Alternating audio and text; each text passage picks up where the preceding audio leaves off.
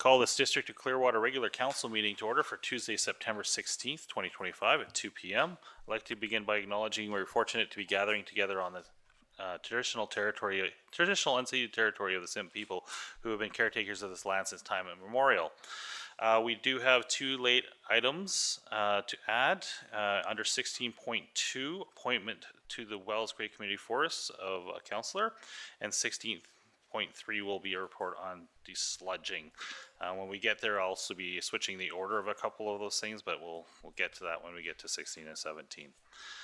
Can I get a mover and a seconder to adopt the agenda as presented with the late items? Thank you. Moved by Councillor McKenzie, seconded by Councillor Bratton. All those in favor? And that passes. Are there any declaration of known conflict of interest or pecuniary interests? If we get to 19.1, if the council wishes to take action, I will step out on that one. Okay. Right now it's information only letter. And the conflict being obviously that my spouse is the manager of that program. Director Zhao is at a training course right now. We have no delegations.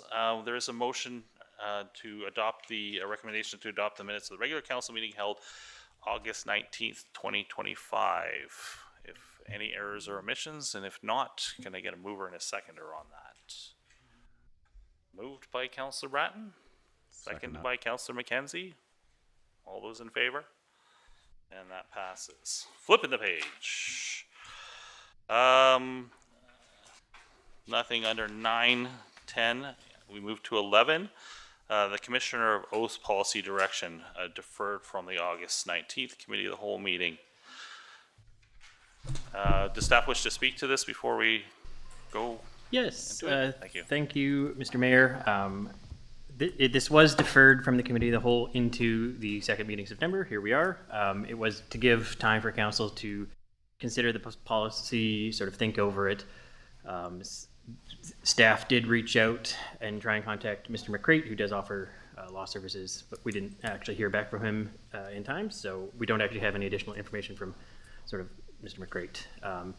Beyond that, it's going to be, staff are still recommending the policy as is, but we are open for discussion on how council would like to proceed with it. Thank you. I did speak to one of the two EA directors. I'm pretty much okay with moving forward the policy as is, but I would like it extended to cover area A and B residents for at least a 1-year period until we can collect some good data. Preferably it'd be a 2-year period, but that would take it into the next council term, and I don't necessarily think I want to do that, but that would be my thoughts on it going forward, just so that we don't leave anybody hanging on this. But still evaluating the risk on the items that are sort of non-standard and personal risk. I'd still like the policy the way it is. Comments, Councillor Sim? Sorry, so one of the things that we had discussed at the last meeting was limiting some of the services to the District of Clearwater only. So are you saying you're fine with that, or you want to do, I wasn't sure. That's what I was just saying. Okay, so you want to... The services that we would be retaining under the policy, I would like them to continue for area A and B for at least 1 year for an evaluation period, and also time to discuss with those directors in the TNRD how they would like to move forward. I can't commit the TNRD directors to anything, but one did suggest that if there is a model for the TNRD to supply funding for their local customers, and I don't even know if that is allowable. Mr. Johnson will probably let me know one way or another. To supplement that service, they would be interested in talking about that. And Mr. Johnson, if you have a point on that. Thank you, Mr. Mayor. So along those same lines, the providing funding would be certainly an option if the regional district is willing to do that. But potentially the regional district could also develop their own commissioner for taking of oaths for the area. They do have an employee up here who spends scheduled office time. So I think having a 1-year period then would allow staff to say, hey, here's some other options that you can consider to continue to provide this service. And in the meantime, we'll do it, and you have a year to think about it, right? Okay, thank Further comments or questions? Councilor Bratton, go ahead. I actually really like that idea, especially because they do have a representative here. So I would be supportive of the 1 year adding A and B. Yeah, and it's interesting because that position here locally is not standard throughout the TNRD. There is now a mirrored position to that, but it actually looks after two very large areas compared the equivalent of two zones versus what is done here. So for A, B, and A and B. So further, Councilor Sim. So with that, in the fact that we've got in the policy point 4.4, it says residency limitations. So are you suggesting that that be amended? Okay. All right. So how do we?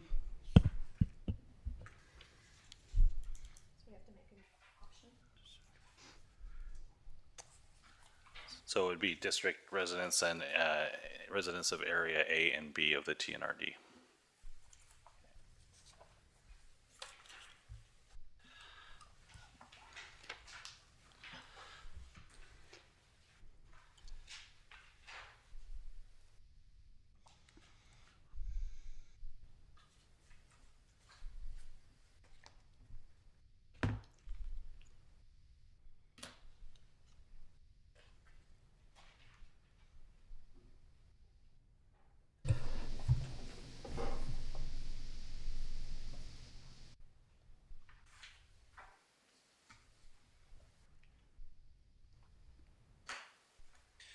So, all right, just writing it down so I get it right.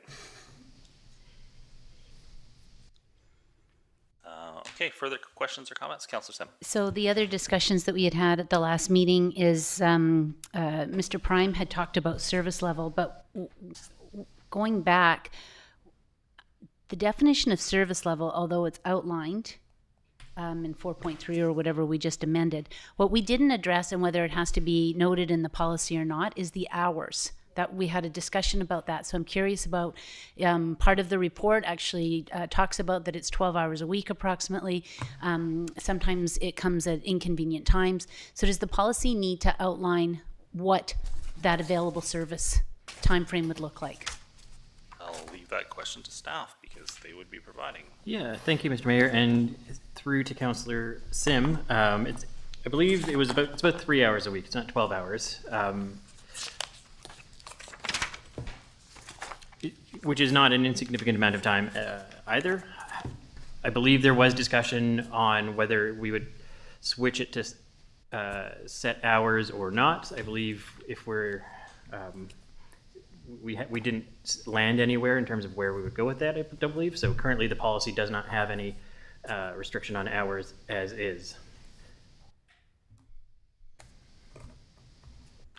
Yeah, and understanding, go ahead, Mr. Johnson. You're probably going to say what I was. Related to the hours per week, it might be best leaving it as is. One of the main client groups for this is people needing a stat deck for insurance purposes. People come in for insurance purposes based on when their vehicle insurance expires, and it's often, oh, my insurance expires tomorrow, I got to go in. So, or they need a trailer and they got to get papers for it, requiring a stat deck often. So from that perspective, it may be easier to leave the hours flexible rather than saying it's going to be X time during the week. Councillor Frizzle and Councillor Bratton. I think we were also talking about training some other staff members as well, and I was thinking about an ICBC person that would be able to do that, but then schedule other times to be very strict, like whatever time works for you, for your office, but have the ICBC person be available to do it when necessary, because you can't schedule that. I understand that. That's an interesting idea. Yeah. Mr. Yes, Prime, if you want and to comment on Councillor Frizzle through the chair. That is, in practice right now, we do try our best to schedule appointments for myself, and it is the goal to get 1 or 2 ICBC staff trained up, get the certified for that part to swear those stat decks. That would take off a pretty large portion of them as well. That's sort of already in the works to consider that or move forward with that. Okay. Okay, does that answer your question? Councillor Sim? So does that need to be specified in the policy, or did you want to leave that open? Because it does refer to, I think it says something like you've got the discretion to train. Yes, thank you, Councillor Sim, through Mayor Blackwell. It does say in 4.2, additional staff may be appointed as commissioners upon approval of the corporate officer and as necessitated by operational requirements. I think that is broad enough to cover everything we need to under ICBC or any future needs for it. Yeah, and to that point, I mean, until we get ICBC, any ICBC staffers trained up to this, we can't define it because it's not part of it. So, okay. Further questions or comments? If it's not, okay, go ahead, Councillor Frizzle. Just, are you planning on training someone else for that position? Adding someone, not taking your position? Is that Sorry if I'm misunderstanding your question. For the ICBC portion or for general duties? We do have, the deputy corporate officer is also authorized the same as the corporate officer in terms of commissioner of oaths, in terms of a lot of the larger items. Okay. Okay, thank you. Just to note before you go, the other electoral area office, electoral area representative is in favor of what we're proposing right now. So, okay, Councillor Sim. So in option 2 that has been provided, where it's suggested is the hybrid approach. So it's bullet point number 2, maintain broader service for specific categories, ICBC statutory declarations. Because this is option 2, staff is recommending option number 1. Is there anything that has not been included that we should be looking at in regards to ICBC statutory declarations?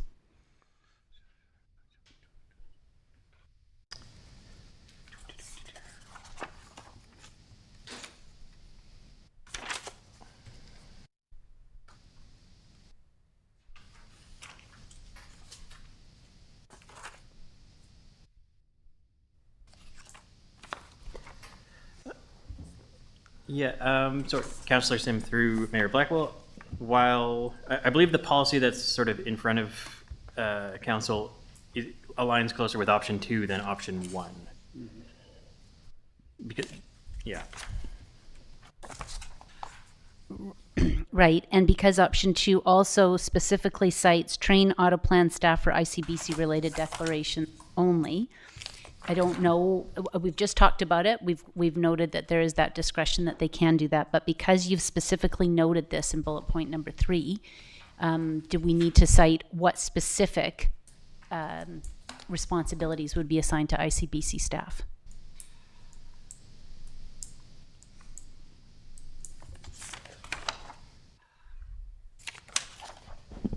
Could you repeat the question, please? I didn't, that last part, So under option number 2, bullet point 3, train auto plan staff for ICBC related declarations only. Now in the policy, it gives the option, as we've just discussed, but I don't know if the policy needs to specifically state that it will just be for specific ICBC implementations. So let me find that For those staff from the ICBC side, we'll just for the staffing. So, Councillor Sim through Mayor Blackwell, I believe you certainly are correct in that there should be an additional section here that states ICBC staff will only provide services for ICBC statutory declarations. You're correct in that. Okay, so I'm just wondering if that, where we would include it, because the report also says that staff will be developing a communication plans, and I think that this would help also inform people. So when they come, they're not necessarily, they're asking for the right person. Absolutely, and I believe we would just shoehorn that in between 4.2 and 4.3, renumber as required, and we can specify that what they would be doing, and that would just be 4.3E. Right, and then the last question on that same thing is that with that particular training, would that mean that ICBC staff would be actually commissioners or trained differently? Because 4.3 says permitted services commissioners may provide services for. So does that have to be broken out? So is that, so are we appointing additional staff may be appointed as commissioners, or is it a specific responsibility? Can we say commissioners? Yes, we can say commissioners. However, when you apply for your sort of the the Juracert, and when you're going through the process for becoming a Commissioner of Oaths, there's specific items that you kind of have to declare and sort of process, and this would just be limited in that scope. By our policy, limited in scope by Yes, our policy. by our policy, as well as through sort of the provincial part of it. Right, okay.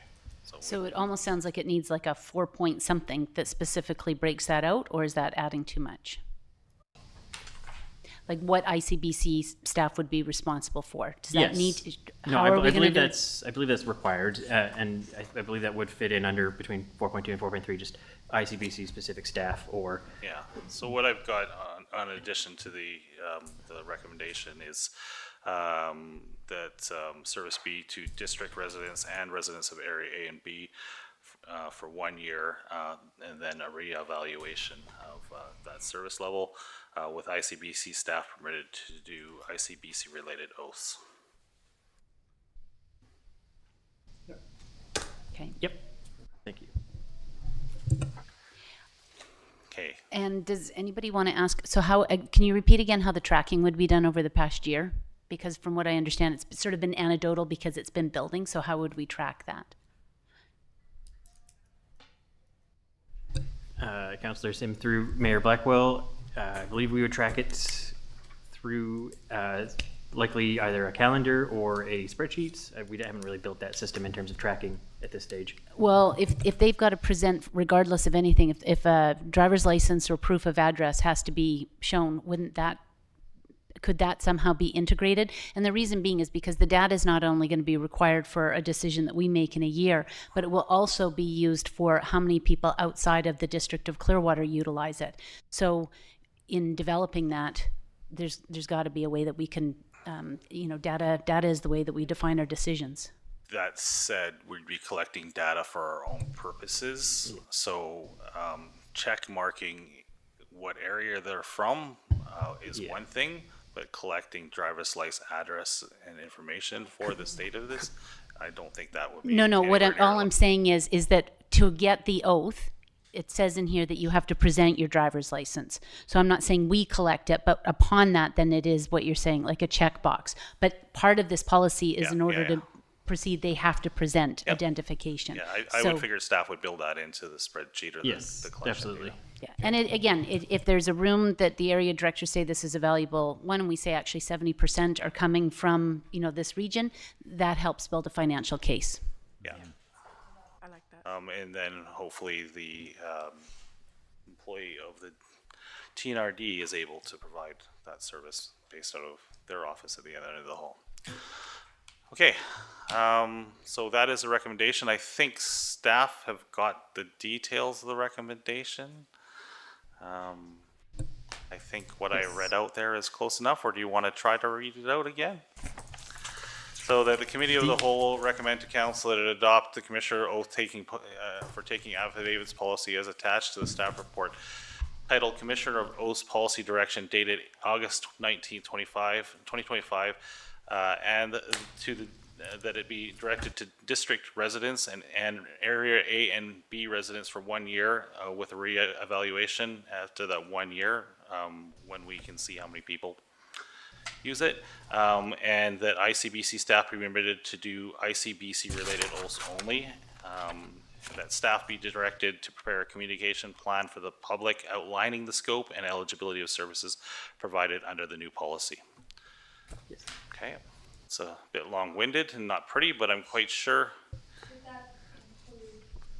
Should that include tracking the data? I think we'll leave that to staff. I don't think it's a policy point. That's a policy point. We can just leave no, that it to is a staff. policy. I think the key points would be as close as you get to legal points. Yes. And jurisdictional points, As for the actual recommendation, it can simply be as amended. as amended. Okay, thank you. Mover to second. So just a question on that, because the motion actually says the committee of the whole is recommending that to council. We're not necessarily in committee of the whole right now, so is this actually the recommendation of council so that we put this to bed? Okay, council recommend. Okay, with the amendment to the amended amendment. Now can I get a mover and a seconder? Moved by Councillor Herring, seconded by Councillor Bratton. All those in favor? Okay, thank you, and I think we'll make some people unhappy and everybody else. Good.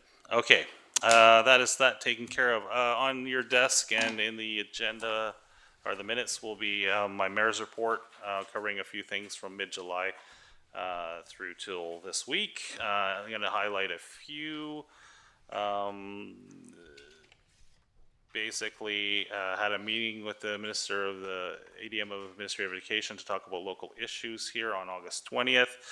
August 22nd, the mental health working group that I work for, elected officials, is going to get Canuck goalie Corey Hirsch as a keynote speaker on mental health at UBCM next week. So those that are going, I've sent out the details on that session to you. On the 29th, I met Wells Gray legend Frank Ritzy on his way up Battle Mountain for his Hike the Cure to fight prostate cancer. Donations are going well as he's getting lots of exposure on that. On September 4th, I had a phone meeting with Health Minister Josie Osborne in relation to a proposed pilot project for our local emergency, but also had a good conversation for about a half an hour on local health issues related to our hospital and our clinic. And the last one I'll bring up here is related to the transit on Thursday the 11th. So basically last week, we had a special lunch meeting at the TNRD with the area directors from around Barrier, as well as A and B, several TNRD managers. Mr. Prime was there, and it was the discussion of the Valley Connector expansion proposal. PC Transit was also there online to answer questions. Generally positive meeting. People there got the value of it. Some even saw things that we had not discussed as far as value potential. And there was some concern about cost. So there was a little bit of ask for maybe refined numbers on some of that from one area, but I would say it was 80+% positive, and I have a feeling that we're likely going to be going ahead with all 5 days at this point, if everybody else gives their final rubber stamp approval. And next week is UBCM. We'll be down there with a whole list of topics to talk to various government agencies, ministries, and ministers about. Moving on to Councillor Bratton. So I attended the Tours and Wells Gray meeting on September 9th, and they are starting their 5-year strategic plan process. They sent out a survey to their stakeholders and have 2 information sessions planned, September 29th and October 7th at the Info Center, ground floor. One big item is the question of raising the MRDT from 2% to 3%.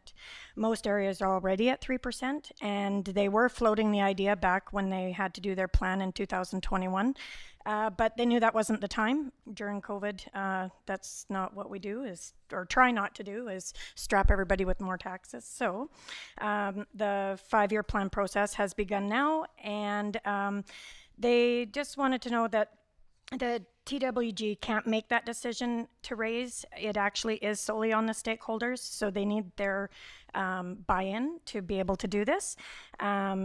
They will collect all the responses, gauge what the decision ends up. Their reason for wanting to raise, to keep the visitor center open, currently it operates at a deficit, increase marketing spend to attract more visitors, and develop new strategies for shoulder, spring, and winter seasons. If the stakeholders believe this is a good plan, then it comes to council. Question, does it need a resolution or 3 readings? And they have February 1st as a deadline to submit. And also, as part of their 5-year planning process, they're looking at their services agreement and if it needs any changes or tweaks, or and they have a meeting planned with Mr. Johnson and Mrs. Madden, and it's scheduled on Thursday. And I just wanted to comment that I think with the power outage, things seem to go quite well, and I'm not going to say flawlessly, but it seemed like that on my end. Thank you, Mr. Prime, for putting out a message. It was well received, and it helped relieve people that weren't totally sure if we had generators running or not running, and yeah, so that was wonderful. Oh, thank you. And that's all I have. And thank you to the business community out there for all the people that stayed open and did fun things on their day off. I did run into the owners of the local Tim Hortons franchise, and they could not stay open, but they took the opportunity to have a very large staff party for their staff that day, and at a time where they could all get together at one time. So, Councillor Sim, do you have a comment on the comments? I do. I just want to go back to the Tourism Wells Gray, and I'm just wondering if when it does come to council, if there will be like kind of a refresher about the responsibility of council with that and some of the other. I'm sure it will come back as a staff report when council has to do that, because the MRDT, which used to be the additional AHRT, which is the additional hotel room tax, was changed to the MRDT, which is the municipal and regional district tax, so that it was much clearer that for certain categories of spending or taxation, the tax would be available to municipalities for our use if we so Yes. desired. At this point, the Tourism Wells Gray is the collector administrator of that tax, but these taxes generally start with the municipality, and we delegate or designate the rights for that. So it would be a useful thing to have a little refresher, if I've probably got something wrong on that, but a refresher when that does come back to council. And supplemental to that is, does council have any purview over reviewing budgets? So if this is specifically designated for the information center, does that get attached to their application, or wait and see? I think actually they have to attach their budget with it, and it does. That's all part of their 5-year strategic plan. Okay, so it would be like a She 5-year also- financial plan. That as well. They're also working on their budget currently is coinciding with this. It's a lot of work. Okay. I'm sure when the staff report comes, I mean, there's lots of time to flesh this out. Okay, thanks. And you're done. Councillor Frizzle. Just a quick note that Gary and Brianna from True Consulting came to the seniors Learn and Lunch to talk about the official community plan, and it went amazingly well. I thank you to the CAO and to Councillor Matheson for coming, and Councillor Matheson spoke as well. But they were very impressed with the input that they got from the seniors. They were handed a booklet, and those guys were just writing down everything. They're writing in the margins and everything that they envisioned for their community, and they were very happy. They got like 50 workbooks back, and that they're going to be able to incorporate that into their plan that they're working on right now. So I think that's very exciting, and they did appreciate being targeted. So it was great. Thanks. That's it. Finally, citizens that appreciate getting targeted. Thank you for that. Councillor Herring. No update for me, thanks. Thank you. Councillor McKenzie. Yeah, thank you, Mayor Blackwell. Done a lot to report for me in the last month or so here. Been a little hectic, but was able to reach out to TASECO last week and spoke to them on a few questions using a council hat to speak from a snowdrifter hat, which benefits the council hat again. And I missed the memo, but coincidentally, there happened to be a meeting that day they answered my email. So I went down, spent a couple hours with TASECO reps, environmental assessment group, federal and provincial, I believe, were both there. Provincial was definitely there, and federal, I believe, was. I can't remember if they were shadowing them or not. But anyways, There was yeah. one, but I may have misheard. But was able to spend a couple hours with them and spoke to just about all the dozen reps that they had in there and picked their brain on a few things that will benefit the valley in general. So that was good. Very receptive. Got back to me right away with the emails, and we will be keeping in touch on a couple topics here in the future. August 23rd, 24th, booming weekend in town. Hockey schools, half marathons, cruising Clearwater, and I'm sure there was a couple other things missing that weekend. But I just want to thank everyone that put that stuff together, staff for the hockey school, everyone involved in that. I'm not sure what we're at for numbers, but I'm assuming it was pretty high as usual. And for the Candle Creek Marathon, 167 rings a bell, but I don't know if that was right, or I'm just pulling that out of a hat, but There was actually over 200 people that registered. Not all of them showed, but that over 200 registered. top year for them. That's awesome. And then also the crew from Cruise and Clearwater, they switched the venue this year, took it down to Lake to show some of the travelers that come through what we have in town. It's not just a quick blink and you miss it if you don't know that there's other branches to get into town. The new venue, I think, worked awesome. Staff went through, delineators down, swept the streets. They had it looking good. And, you know, all the neighboring properties, business owners, everyone seemed to be all hands on deck to help open up their fields for cars, etc. Just a great turnout. And it's going to take another year of planning for next year, and every year be bigger and better, I think. And thanks for everyone that Might have was to open to trying something new.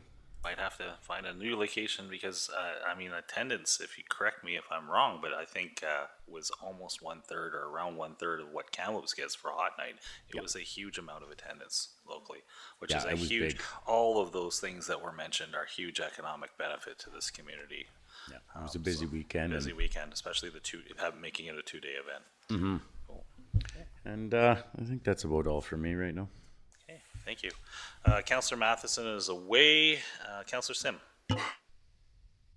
Thanks very much. I just want to do an acknowledgement for Lynette and Mark Taylor running a very successful Cherry Fox run. They've been doing this for years and years and years and continues to keep a spotlight on something that's, you know, not only a Canadian hero, but on something that's really, really valuable for cancer research and that. So we're lucky to have them, and another positive to the power outage. Got people out, so that was great. Looking forward to the Harvest Fair this weekend and some of the other events that were there. I did a week's cycling between Montreal and Quebec, and what I found really interesting about that is their active transportation plans. 85% of the route is all on bike paths. And so I notice in the agenda item coming up on the council agenda, our active transportation plan, and with the advent of e-bikes, I think that there's some real opportunity and potential there. Lots of different ways to kind of invest, but even looking at the North Thompson corridor between Kamloops and here and even up to Vavenby, there is so much potential. And it's just a great way to travel, and just an enormous amount of people who are on those bike trails, and so it certainly seems to be a trend that is more accessible to more people. So I hope that that is something that we can be attuned to. It would be an interesting thing, Councillor Bratton, to add to the Trans Mountain breakfast that you will be attending at UBCM is conversation about using the Trans Mountain pathway or portions of it as a possible path for active transportation. And that has been discussed with them in the past. So. Yeah, and just sort of some of the, you know, the economic opportunities, because everywhere you went, there were small communities very similar to our valley, where you could have pop-up stands and booths and different things. Like it really is an economic generator that gives different opportunity than if you were just driving by, and you just tend to make more stops. And, you know, looking at what was shared when we were up at SIMP for the C2C, and just the desire there to do some more tourism routes just within the territory, this could be a really, you know, wonderful initiative that meets a lot of things. And I think it's a climate action goal too, which is super fun. And that's your report. Okay, cool. Thank you. Anything from the CEO for this? Thank you, Mr. Johnson. Thank you, Mr. Mayor. Councillor Bratton already touched on the power outage that occurred on the weekend. 12-hour shutdown from BC Hydro. Obviously very well announced and planned for, you know, with lots of lead time on it. But I want to mention, since it's the first real test we've had of our backup generator system for the water wells, that it actually maintained functionality great. We had full functionality of the water system during the outage. There were a few glitches on some of the communication stuff, smaller things that we can work on and that we will bring. There may be a small project there we'll bring to council, but glitches, not significant issues. So we're very happy with the results of that. And yeah, it went as anticipated with the gensets. So thank you. Any questions? Councillor Sim, look like you have one. Not that you mentioned this one, but I am just wondering with one of the new communications bulletins that are going out through the new communications person. I think that they've been really well received within the community, and I am just wondering is if there would be a bit of a summary of the UBCM action items. I know that Mr. Prime's been working hard at getting some of those appointments, just with Ministry of Transportation and some different things, and just how we translate that out to the public. About some of those meetings. Yeah. Mr. Johnson, go ahead. Thank you, through the mayor, to you, councillor. In my own experience, I find what works best is once we're back from UBCM, is to then have a communication, say, here's the groups that we met with, here's some of the district requests of these, and it gives you a better sense as well on what some of the actionable items and what we can anticipate flowing out of that. You're picking up exactly what I'm laying down, that there is a plan in place for that and some of the advocacy that the council members will be going for. Okay, go ahead, Councillor Bratton. Sorry, I just thought of this with Canada Post putting a no flyer mail out change. Where are we at with our cycle of our newsletter? It probably won't get to be delivered. Go ahead, Mr. Yes, Prime. Councillor Breton through Mayor Blackwell. We were just in the process of getting them printed this week. Oh, wow. So we may have them just available here for pickup, drop them off Okay. at some of the places that might have them, such as Bilo or the libraries around town where we can. And then maybe have it up online as well so people can read it online. And that's, I think, the best we can do until either that job action is concluded or... I think that's an extremely good idea if we post that as one of the communication person's things to put the newsletter as that until the next for As a PDF or something online would be good. And we're still doing the what's happening yeah. thing as well, which goes out at a more frequent thing. Councillor Sim. So on that, and the fact that, as communication changes, needs changes, people's desire for information changes. One of the other things that was really interesting out in Quebec is the kiosks that many communities had used. And so it was just a QR code to what's going on and linking it. And how do we start being, the commander of our own conversation so that people don't have to search us, but they can find us. And it was just really, really helpful. And, whether or not, and it certainly, I think we should also do a shout out, as long as we're talking about signs, is the wayfinding signs. Thank you, thank you, thank you. It's just really changed the community. And I think that to continue on with, easy, accessible information, the information center is now doing it with maps and QR codes and that. And so are there opportunities for the district to follow suit along that line? Yep. I think that's something that could be discussed as part of the communication plan, online calendar that could be accessed through a QR code at various locations that's instead of posting information. Yeah, I mean, I've seen that actually here before. Tourism Wild Gray used to do it. I don't know if they still do actually, but yeah, they do. Okay. Okay. Anything else, Mr. Johnson? Nope. You do have the strategic plan update review on as information on your desk there. If not, moving on, this is where we switch things around. We will be moving to item 17.1, the Reserve Fund Bylaw number 216, 2019, Amendment Bylaw number 326, 2025. We have two recommendations there, and I'll let staff speak to this if they wish. So my report is on page 57 to 66. The purpose of the report is to seek council's approval to amend the District of Clearwater Reserve bylaw to align the name and the funding to reflect the purpose of the reserve. The reserve amendment is for the former Wells Gray Community Forest Operations Reserve, recommending to change the fund name to align it with the new community grant policy, the general purpose of supporting broader community projects, and to provide a reserve for receiving community donations from other organizations. In the bylaw, we've updated the purpose of the reserve to reflect the community grant policy and added a sentence that the reserve should not be used for regular capital replacement or infrastructure. We updated the funding as per the community grant policy. And just wanted to make a quick note that the community grant policy states that the district will provide acknowledgement of the source of the funding when grants are distributed to the successful candidate. So the Wells Gray Community Forest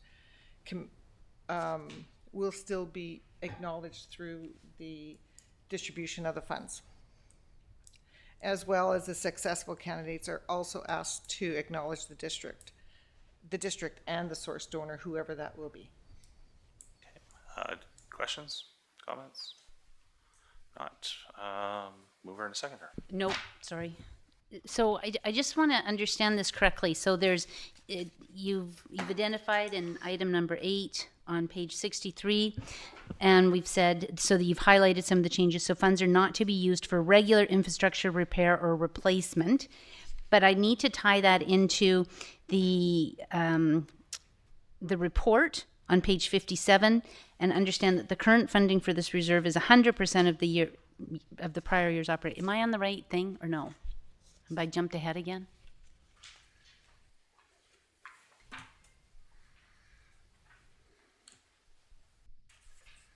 Am I right? Like, is this where we're at? Yeah, so there's those are two different, they're not related, those two items.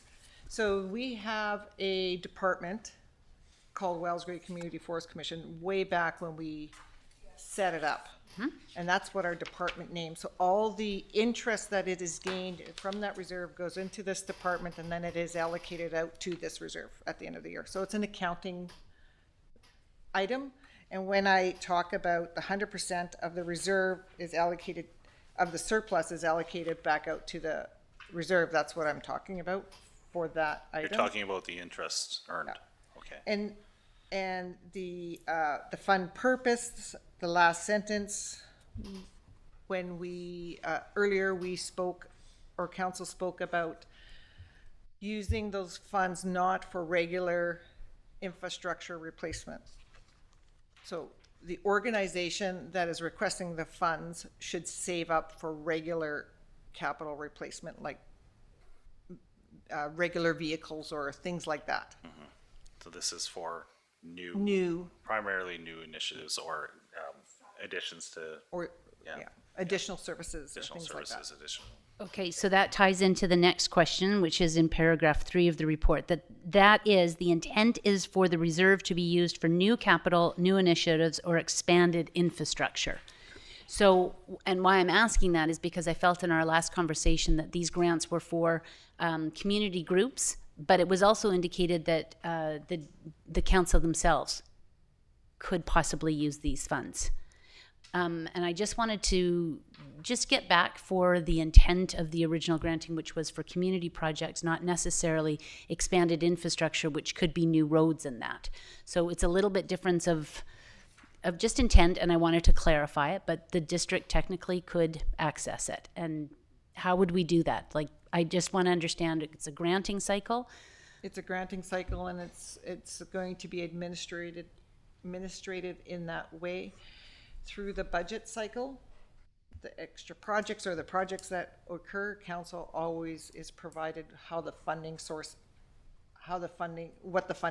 is of those projects, similar to the new fire initiatives or the mitigation crew that we had. And that's what I'm not able to go ahead, sorry. Sorry, so council does have authority, and council should be aware of those funding sources. Right. So what I'm trying to get my head around is that it's going into the grant cycle. So if we've said that there's $200,000 for the major capitals for this year, or capital grants for communities to do, let's say only $100,000 is utilized and endorsed by council. So that other $100,000 would go back into the reserve. Never be It taken never out of was it. withdrawn. Okay, it wasn't withdrawn. Yep. So then let's say the reserve was started at 3.1, now it's down to 3. Council could then say, oh, look at our budget. We have this reserve fund. We could actually build 20 kilometers of road. Is that what I'm understanding that council could look at this for? Not my understanding of it. It's not the. Okay, well, intent. and that's, I'm just clarifying, because I just read that. The intent is for the reserve for new capital, new initiatives, or expanded infrastructure. I want to make sure I understand this. 20 kilometers of brand new road, potentially, but not replacement of 20 kilometers of road. That's right. So that's what I'm saying. So if I'm trying to understand how this is a grant purpose for community, but council can still access this for new projects for the District of Clearwater. I think that, yeah. Do you want to tackle that at all? Thank you, Mr. Mayor. We've had a lot of discussion about that the last go around, right? So council, the intent as written, my understanding is that council, there's a reserve, there's an allocation towards grants. And I think when we talked about the grant policy itself, the community grant policy, that was pretty well laid out, what that funding was, how those are allocated. In addition, council, because it is a council reserve, technically and legally, council could access those funds for community projects. That's what we're saying it's for community projects, but still has the right to access those funds. And in fact, it's a principle of local government that one government cannot fetter a future government coming into. So, for example, a new council could change the rules around this grant or around the reserve, I apologize, or do as it sees fit with it. That's the purview of council. So, but this does provide some direction that if those funds were to get used for a community purpose, that's within council's purview.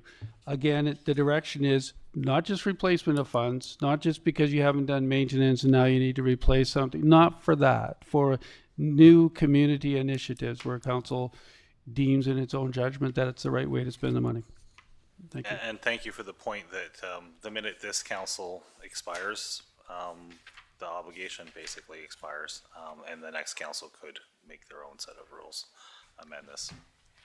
And Locking the it and in the is kind of purpose fun. being is because if it's council's purview, and let's say, given today's inflation, that they want to do an expansion of 3 kilometers of road, and we take out $500,000 of that, that actually impacts the amount of interest that would be then recycled back into the community. And so, though, I just want to sort of have it specified for the record that if council does draw down from it, it is less that can be invested into community projects. Yep, no, we draw down the reserve for whatever purpose. There's going to be less of it there. Interest rates are not, they're good right now, but they're not magical. So, yeah. Okay, any further discussion? If not, can I get a mover and a seconder on recommendation 1 that'll be read for a first and second time? Thank you, Councillor Herring. Seconder, thank you, Councillor Frizzle. Bylaw number 326-2025, a bylaw to amend District of Clearwater Reserves Funds bylaw number 216-2019, whereas section 132nd of the community charter provides that the power to adopt a bylaw includes the power to amend or repeal it. And whereas the Council of the District of Clearwater wishes to amend bylaw number 216-2019, now therefore the Council of the District of Clearwater, an open meeting assembles and acts as follows. This bylaw may be cited as District of Clearwater Reserves Fund bylaw number 216-2019, amendment bylaw number 326-2025. All those in favor? Okay. Opposed? Are you opposed, Councillor? I am. Okay, thank you. Just noting that. Then we have recommendation 2, that it be read for a third time. And a mover and seconder on that. Moved by Councillor Herring, seconded by Councillor McKenzie. Bylaw number 326-2025, a bylaw to amend the District of Clearwater Reserves Fund bylaw number 216-2019. Whereas the section 137 of the Community Charter provides that the power to adopt a bylaw includes the power to amend or repeal it. And whereas the Council of the District of Clearwater wishes to amend bylaw number 216-2019, now therefore the Council of the District of Clearwater in open meeting assembles and acts as follows. This bylaw may be cited as District of Clearwater Reserve Fund bylaw number 216-2019, amendment bylaw number 326. All those in favor? And opposed? Councillor Sim noted as opposed. Okay, now we move back on to item 16.1, which is the financial plan policy amendment. There is a report and recommendation, and I'll just give Ms. Klassen, if you're ready, go ahead when you are. The purpose of this report is to seek council's approval for the amendment of the financial plan policy number 2204 to incorporate the funding and distribution formula for the community grant program. The amendment is on page 54 of your agenda, and it, I believe, is highlighted in red. The amendment changes the funding of the community grant program from taxation to Community Enhancement Reserve, formerly the Wells Gray Community Forest Operating Reserve. The change to the community plan policy provides some financial limits to the community grant program and to the categories of that program. I did provide an example just so in the report of how that might work on page 46 is the maximum of the annual community grant program is formulated as follows: 5% of the estimated uncommitted balance of the new community enhancement reserve,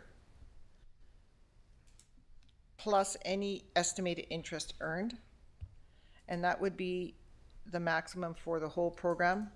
Of that, the 1% of the uncommitted balance would be for the regular and the in-kind program that used to be taxed. You used to pay for taxation. So in the example, we had an estimated uncommitted balance of the reserve was $3.1 million. If the estimated interest is about $120,000, the total community grant program would be $275,000. Of that, the regular and community grants and in-kind grants would be $31,000, which is in line with what we have been experiencing in previous years. And the total maximum for the large grants are $244,000. So that's the logic that we would be using. And the financial plan policy defines that. Questions? Ms. Klassen, and that's annually is what you're saying there. And obviously would change by year. Thank you for the example. Go ahead, Councillor Sim. I really appreciated the funding breakdown, and so we're looking at, let's say, $275,000 on an annual basis as a net for $244 for large projects. So again, going back to the previous item, so if we had $100,000 of requests that came in, the remaining balance of $144 would go into that reserve. My question is, It would never come out of the reserve. sorry, you're right. It never, in my mind, I mean, it and comes it's, out. you know, I mean, it's, Well, we've targeted it, so that's. we've targeted it, You're but right. yeah, it does not come out of the reserve. It does not come out. It stays there. It's not utilized.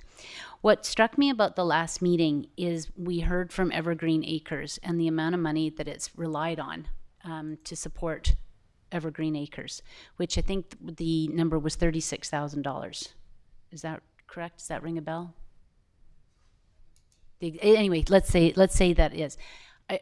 That's given me a lot of pause to think about, because that is actually funded by taxation, because it's not collected, therefore it comes on to the public. So when I only look at the $31,000 that's being put back for grants and in kind, I just wonder if maybe I got it wrong for the formula, and it should be a little bit more, so that we've got that larger pot of money with that interest that can fund, you know, some longer range things. It may not be appropriate for this policy, and I apologize if that's the case, but it just struck me how much our taxes are used to subsidize really important initiatives within our community.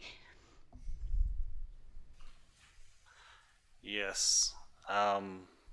That particular example might not be the best example. Okay. Because there are other abilities on that taxation that they pay or they don't pay to come from other sources, not us giving it up. But yeah, I hear what you're saying. I'm just wondering if the amounts are just a little out of balance, and maybe not. Maybe we try it for a year and then you change the policy. Yeah, I think that's a good idea, and the next council can actually make that decision. just wanted to raise it, that it. I mean, it's- you know, we have a policy, we should at least, like the other things that we're trying to do, like the swear of oaths, all of these things, we should run with it for a little bit to see how it works. And if it doesn't work, then we amend the policy. That's right. And I appreciate the fact that this table setting is about the tussle, to make sure that we cover it and address and look and continue to learn as we understand the implications of it. Okay, thanks. Yeah, and I appreciate staff's work on this. There's a lot of thought that went into this. You know, I think this strikes a really nice balance. And then once again, and I'm going to state it out loud, we are eternally grateful for the Wells Gray Community Forest and what they do for this community and the origin of these funds. I think that's very important to say multiple times. I think this is a good thing. I think this really sets out for the public what we have to offer. And yes, you're right. I mean, times affordability and generosity ebbs and flows, and in the future we may have to amend this to make it a more go out. Or, but I also believe, if you correct me if I'm wrong, Mr. Johnson, this fund is no longer limited to the money that is currently in it. Other donations, funds that come to the District of Clearwater, say through industrial partners and things like that, could be added to this fund. It could be topped up through other means moving forward. And I think we've talked about that. So if you'd like to add a little bit more to that, go ahead. Thank you, Mr. Mayor. And that certainly was one of the intents behind all the changes that was made to the reserve fund itself, but then the changes made to the community grant policy so that it becomes a bit more generic in the sense that it's not tied to one organization who, as the mayor said, has been generous in the past. But it does open the door for other organizations what think, hey, there's an effective process here and an effective granting process where we really get to consider community interests, and the elected officials of the district get to make decisions on where they see the values and such.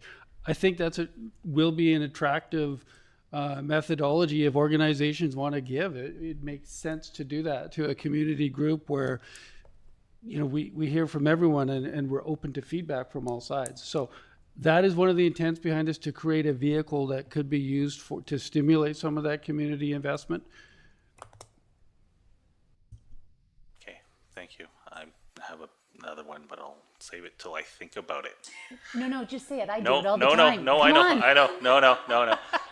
This would be an unacceptable tangent at this point of the meeting, so we will leave it alone.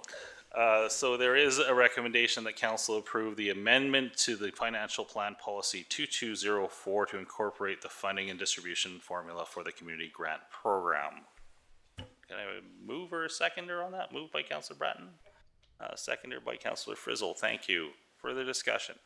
Councillor Sim. Just to echo what you were saying about the Wells Gray Community Forest, is that essentially this is, you know, in this form, it's $31,000 that is now taken away from the taxpayer as a result of their generosity. And it is then, you know, circulated through the community, you know, formulating true community economic development. And it's an ongoing gift that will be benefited.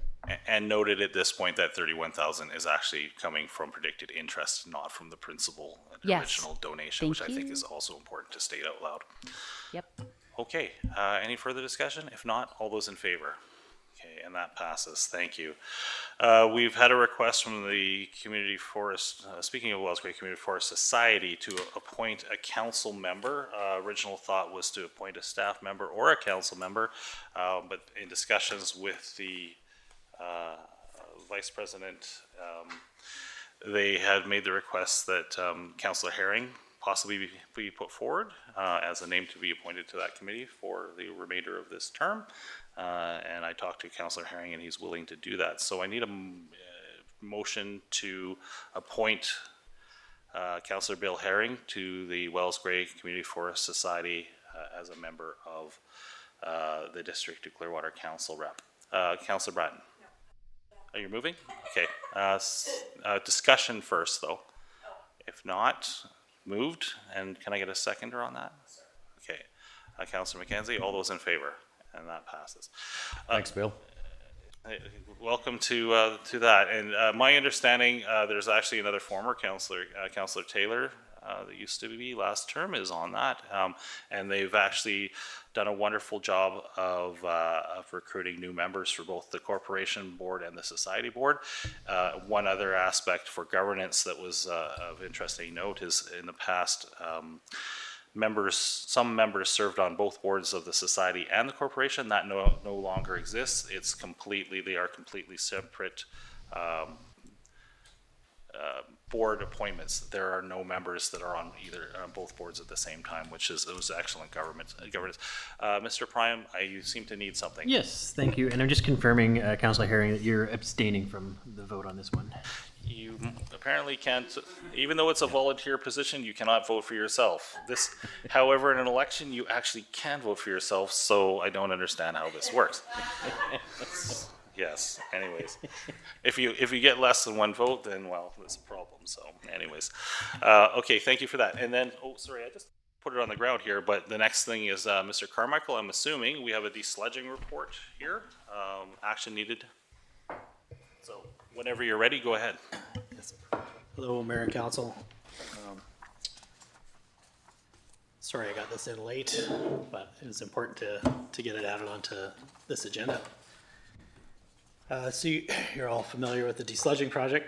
So this is the third and final phase of the desludging portion. So we initially replaced the aerators because they were fixed aerators, and we replaced them with ones that would be able to move so that we could complete the desludging while the lagoons were still in operation. Better? Okay. And then the second, in 2024, we pumped the sludge from bottom lagoons into a large bag, a geotube, where that allowed it to dry out, get a lot of liquid out to make it lighter to haul offsite. Now we're at the last stage where we're just hauling it offsite. And True has done some legwork for us trying to find reasonable places that we can take it. And they came down to 2 reclamation environmental companies. Arrow's doing a reclamation site, and Silvis I think they were doing silviculture work. But it turned out during the negotiations, it kind of fell apart with Silvis. They were needing more testing, and we were running out of time, and we ended up going with Arrow. So they are under our current budget of $251,000, which is remaining on this project, and yeah, we're recommending that we go with Arrow for $178,880. Questions on this? I do note, yeah, the Arrow project I'm familiar where they dumped that. I believe it's an old mine site in Princeton, so Yes. it's already they've actually taken acidic rock as well from the Trans Mountain project and dumped at that site. So it's used for quite a few different things. It's not a pristine chunk of land. It's something that's in reclamation already. So there is a recommendation that council award the desludging project to Arrow Transport in the amount of $178,000, $880 plus GST. Question or mover? Moved by Councillor Frizzle. Councillor McKenzie. Small questions. 3 small questions. Okay. Curious, Mr. Carmichael, when does this hauling take place? That's coming up this fall? I'm Yeah, not so- seeing it on the report as to, or has it? It is for this fall. That It is for this fall. Okay, thank you. And the remaining just shy of 73,000, that rolls over to next round sludging, or? Goes back to where we got the money. I think it was surplus general. Okay. I probably missed that. No, that's good. Thank you. Okay. Ms. Glassen, did you want to comment on that? I just wanted to make a comment that we are funding this project through the general surplus, so the surplus will just remain in there. Perfect. Thank Like you. the last conversation, it just stays in there. It doesn't come out and go back in. Okay. So we have that move by Councillor Frizzle. Can I get a seconder? Second that. Thank you, Councillor McKenzie. All those in favor? And thank you. I'm assuming that the work done on the sewage to this point, this is the completion of the big project. Is there anything else left to do of the stuff that we planned in the first place?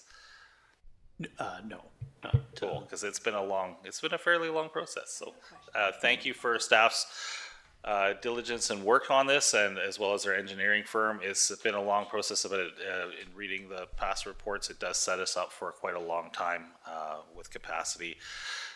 Of course, now with the potential growth that we might experience in the next few years, we will probably have to have another discussion about this. Go ahead, Councillor Bratton. I have a question. The aromatherapy that comes from the area, is that from desludging, or it just happens through process? yes, Councillor. When we use the septic receiving station, just depending on the time of year, sometimes the loads are hotter than others. So like if we get a load from Parks when they're pumping out their toilets at the end of the year, they've been sitting all summer. Sometimes those are pretty aroma.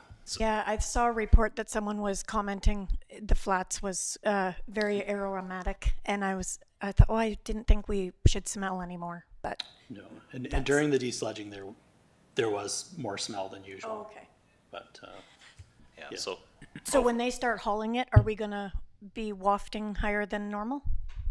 no, it's dried out, this stuff, so Okay. that shouldn't be an issue. Just didn't know if we should warn people. Yeah, no, hopefully. Yeah, I do remember the small machine that was there behind the main plant building that was basically a dewaterer, and that stuff came out almost as a powder at the end, if I remember correctly. So it was much more stable and less stinky. So, but, yeah, thank you to all staff work on this one, because yes, a long time coming. Okay. Moving on, there is correspondence information, only letter from Yellowhead Community Services Literacy Month. If not, there are no notices of motion. Questions from the public? Okay, Annabelle, go ahead.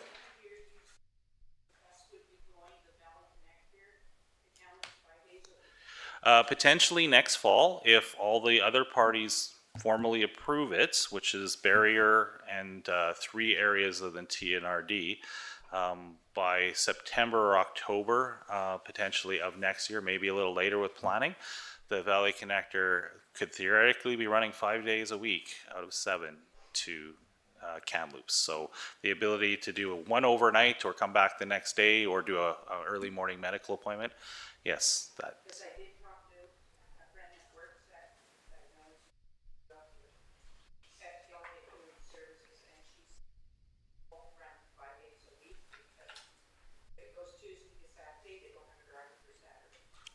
Yeah, then that's all in negotiation. That's not what we've heard, but that's all in negotiations with Yellowhead, and we have a year.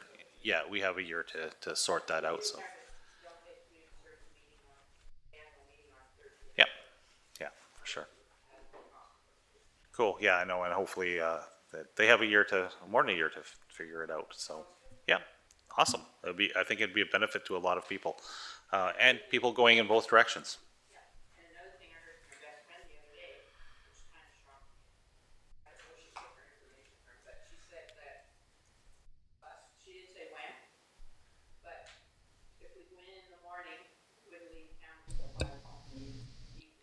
I don't know what the current schedule is. I know it's later in the afternoon. Yeah, I think it probably would mirror. All of that has to be discussed, but I think it would pretty much mirror the existing service. So you would have several hours to be in Kamloops and then come back, and yeah, you still have the bus, and it may get better. Yeah, for sure. Thank you for your comments. Any further comments from the public? Nope.